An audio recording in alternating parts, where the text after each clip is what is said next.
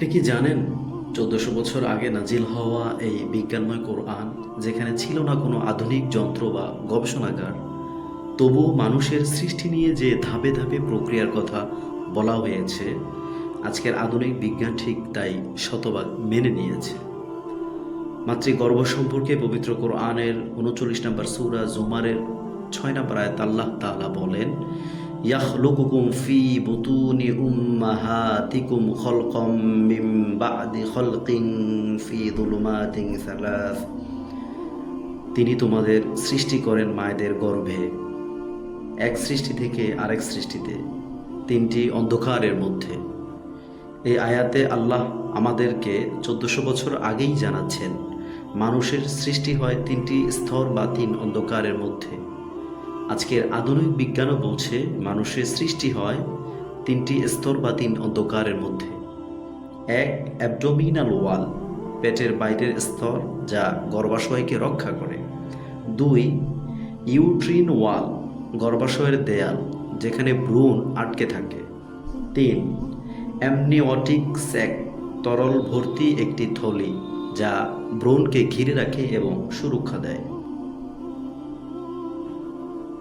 শুধু এতেই শেষ নয়, পবিত্র কোরআনের 23 নম্বর সূরা মুমিনুনের 14 নম্বর আয়াতে আল্লাহ বলেন, সুম্মা খালাকনান নুতফাতা আলাকা ফাখালাকনাল আলাকাতা মুদগা ফাখালাকনাল মুদগাতা ইযামা ফাকাসাউনাল ইযামা লাহমা সুম্মা আনশা'নাহু খালকান আখার।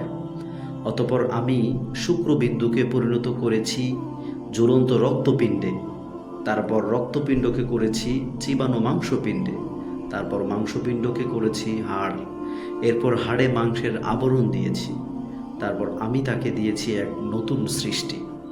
এ আয়াতে আল্লাহ তাআলা মানুষ সৃষ্টির 6টি ধাপ বলেছেন। আশ্চর্যের বিষয় হচ্ছে 1400 বছর আগে কোরআনে মানুষ সৃষ্টির যে 6টি প্রক্রিয়ার কথা বলা হয়েছে, আধুনিক বিজ্ঞানও দেখছে মানুষ সৃষ্টি হয় সে 6 প্রক্রিয়ার মাধ্যমে।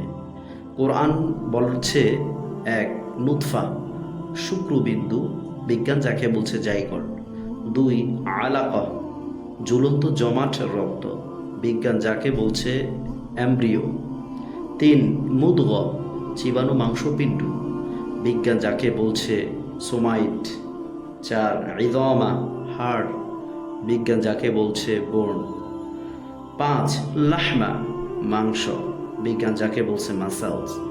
ছয়, খলকন আখর, নতুন সৃষ্টি বা স্বতন্ত্র সত্তা, বিজ্ঞান যাকে বলছে ফেটাস। ভাবুন তো, একটা মরুভূমির পরিবেশে যেখানে ছিল না কোনো মাইক্রোস্কোপ, কোনো গবেষণাগার, সেই সময়ের একজন উম্মি নবী সাল্লাল্লাহু আলাইহি ওয়াসাল্লাম কিভাবে মানুষের ভ্রূণ বিকাশের এমন নিখুঁত ধাপগুলো জানলেন? যদি না তা হতো সর্বগ্রহ এক স্রষ্টার পক্ষ থেকে প্রকাশিত এক অলৌকিক গ্রন্থ।